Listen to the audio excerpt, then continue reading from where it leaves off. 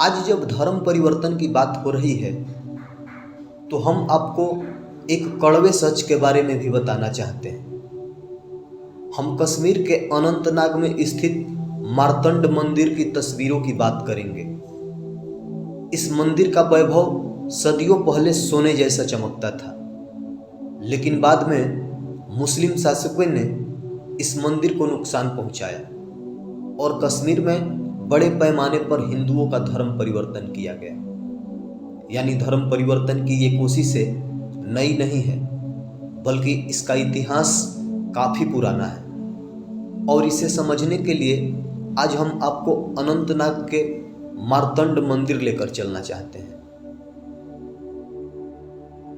दोस्तों, 7वीं से 8वीं शताब्दी के मध्य जब कश्मीर में कारकोट राजवंश के हिंदू कायस्थ सम्राट ललितादित्य मुक्तापीड़ का शासन था, तब कश्मीर में बड़े स्तर पर मंदिरों का निर्माण हुआ और प्राचीन मंदिरों की रूपरेखा बदली गई। मार्तंड मंदिर, जिसे सूर्य मंदिर भी कहते हैं, उसका निर्माण भी इसी समय में हुआ। हालांकि जिस जगह मंदिर बनाया गया वहां पहले से सूर्य देव की पूजा अर्चना होती थी। कारकोट राजवंश के बाद उत्पल राजवंश के सम्राट अवंती वर्मन ने भी कश्मीर पर शासन किया और उनके दौर में भी मार्तंड मंदिर के वैभव को सुरक्षित रखा गया। हालांकि 14वीं सदी आते आते हिंदू राजाओं का पतन शुरू हो गया और इस पतन का कारण था मुस्लिम प्रचारकों पर विश्वास करना। दोस्तों, 14वीं सदी की शुरुआत में कश्मीर के शासक राजा सहदेव थे और उनके 2 विश्वास पात्र थे।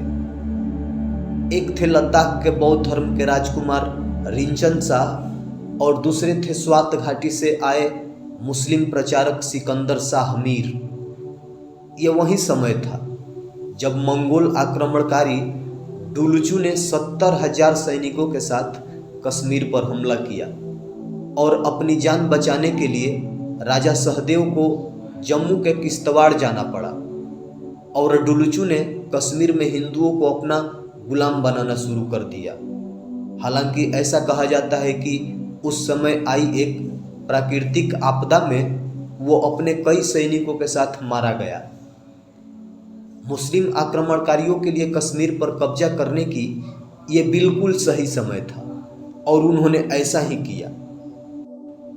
बड़ी बात यह है कि उस समय कश्मीर के राजा रामचंद्र को सिंहासन से हटाने के लिए शाह मीर ने लद्दाख के राजकुमार रिंचन शाह के साथ मिलकर षड्यंत्र रचा और उन्हें लालच दिया कि अगर वो कश्मीर पर कब्जा करने में उनकी मदद करते हैं तो वो सिर्फ लद्दाख में नहीं बल्कि कश्मीर में भी राजकुमार नियुक्त होंगे। शाह मीर के इस लालच में लद्दाख के राजकुमार फंस गए और राजा रामचंद्र का कत्ल कर दिया गया।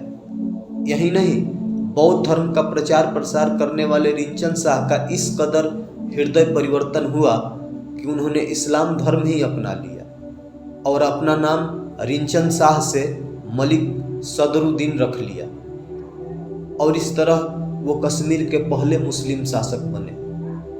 सोचिए, शाह मीर के बातों से प्रभावित होकर उन्होंने बौद्ध धर्म छोड़ दिया और इस्लाम धर्म अपना लिया। हालांकि इस समय तक कश्मीर में हिंदुओं का ज़्यादा दमन नहीं होता था और मार्तंड मंदिर की विरासत भी सुरक्षित थी, लेकिन इस दौरान कोई शाह मीर के षड्यंत्र को नहीं समझा और एक दिन शाह मीर ने लद्दाख के राजकुमार को भी कश्मीर की गद्दी से हटा दिया और उस पर खुद बैठ गया और इस तरह शाह मीर के वंशजों ने हजारों वर्षों तक कश्मीर पर शासन किया और यहीं से हिंदुओं के धर्मांतरण और मंदिरों को तोड़ने का काम बड़े पैमाने पर शुरू हुआ। वर्ष 1417 में जब सिकंदर जैनुल आबिदीन इस गद्दी पर बैठा तो उसने हिंदुओं के सामने 3 शर्तें रख दी। पहली शर्त ये थी कि हिंदू इस्लाम धर्म को स्वीकार कर ले। दूसरी शर्त थी इस्लाम धर्म नहीं अपनाने पर कश्मीर छोड़कर भाग जाए और तीसरी शर्त ये थी कि पहली 2 शर्तों को नहीं मानने पर मरने के लिए तैयार हो जाए। और उस समय बहुत से हिंदुओं ने तय किया कि वो मर जाएंगे, लेकिन न तो कश्मीर को छोड़ेंगे और न ही इस्लाम धर्म स्वीकार करेंगे।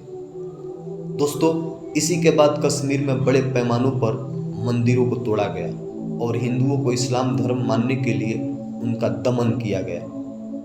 इस नरसंहार के लिए सिकंदर जैनुल आबिदीन को बुत सिकन भी कहा गया, जिसका अर्थ होता है मूर्ति भंजक, मूर्ति तोड़ने वाला या मूर्ति पूजा का विरोध करने वाला। जैनुल आबिदीन ने मार्तंड मंदिर पर कई बार हमला किया और 15वीं शताब्दी में इस मंदिर को तोड़कर इसमें आग लगा दी।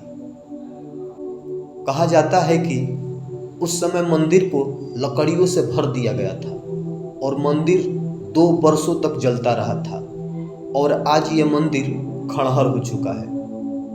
दोस्तों, यहीं से कश्मीर का धर्म परिवर्तन होना शुरू हो गया और तब से आज तक यही होता आ रहा है। वीडियो अच्छा लगे तो लाइक्स करें, शेयर करें और चैनल को सब्सक्राइब करना ना भूलें।